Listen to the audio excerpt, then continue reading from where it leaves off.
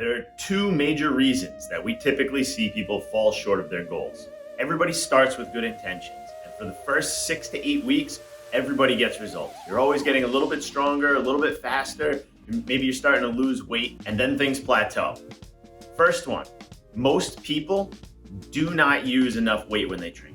So when you start training, you pick up 10 pounds and it seems pretty heavy and it's challenging for you, and you do your exercise with 10 pounds. Then 6 weeks later, you're still doing the exercise with 10 pounds, but your body reacts to stress. And when you first started, 10 pounds was stressful for your body. So your body adapted. Now 10 pounds is no longer stressful for your body. Your groceries can weigh 10 pounds. So it's not that much for you, but you don't go up and you stay at that weight. And your results plateau because of it. You don't get stronger, you don't build more muscle, and because you're not building more muscle, you're not burning any more fat.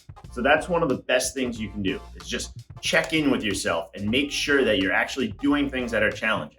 Ask yourself every time you work out, was that weight actually heavy, or could I go up a little bit more?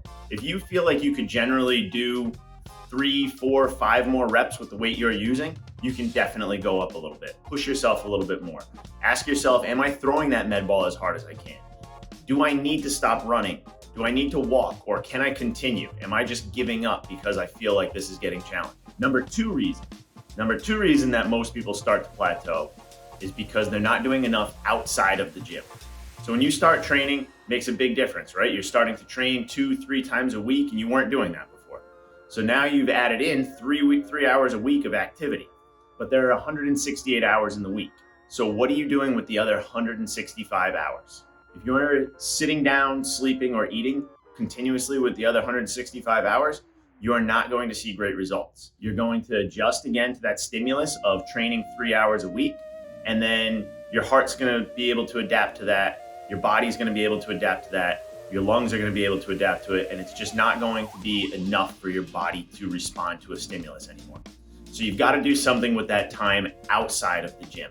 And it doesn't have to be anything intense. It could be you start going for a walk every day.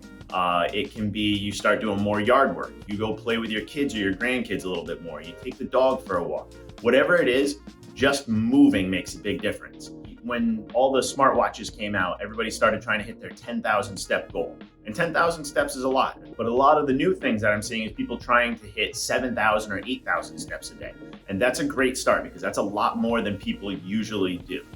So those are the two things. Push yourself a little bit more in the gym. It doesn't have to be a lot, but you've got to keep adapting to new stresses and do a little bit more outside of the gym. If you do those two things, then you will absolutely get better results than you're seeing right now.